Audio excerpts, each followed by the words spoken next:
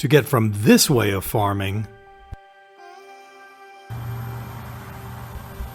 to this,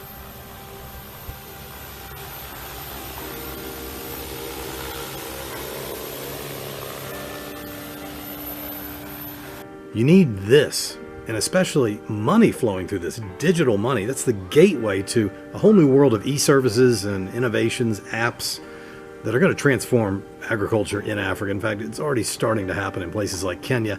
It has the potential even to reach into huge agricultural countries like Ethiopia that are still really cash-based and very labor-intensive, but really have the potential to be transformed in so many ways by this digital revolution, the digital farmer. It's something the World Bank's talking about. It's something the African Union is talking about. It's something that's really happening in Africa, and it's sparked off by a lot of entrepreneurs. And I'm going to show you what I've learned because I want to share it. I think there's some incredible opportunities and things you're going to want to know about. Hi folks, let's start with this really key data point. 30% of adults get money from agriculture. That's 140 million people in Sub-Saharan Africa. And here's another key point. 85% of them are paid in cash. Cash from farming. Well, that's an even bigger deal in Ethiopia and Uganda. Now remember, Ethiopia is a large country, over 100 million people.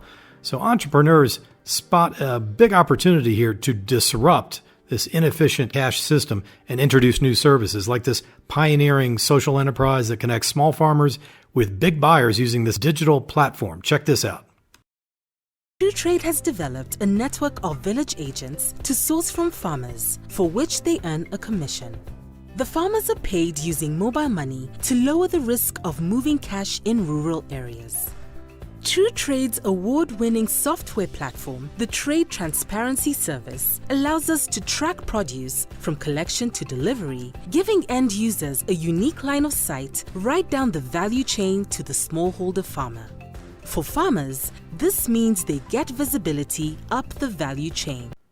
Now, 10 years from now, Africa's leaders see these targets in sight, that there will be widely available, relatively fast connection speeds on African-made smart devices, and that roughly 1/3 of the digital services that Africans use would actually come from Africa.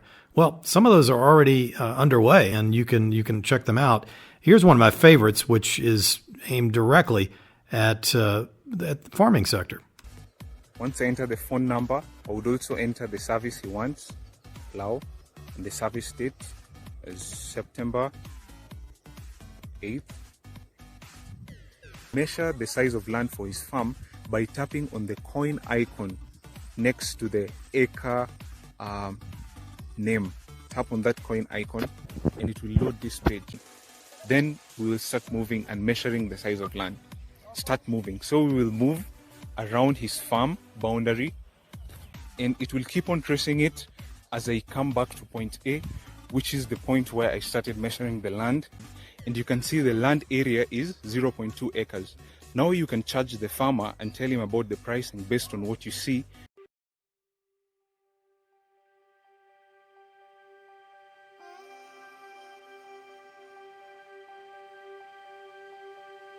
Now this digital transformation, this revolution, if you will, in African farming, which is just getting started. I mean, it's going to be awesome, but it's not going to be pain-free, because as you make your farms more productive, as you produce more food on the land that you have now, the yields go up, you're going to need fewer people. And so that means a big transition that's going to happen in the labor force and in rural society. And we got to manage that very carefully and sensitively, because a lot of people are going to need help to make it through that transition into some other form of work and as their own communities change. So it's something we got to watch out for, even as we celebrate and really get excited about all the potential that digital agriculture means for Africa.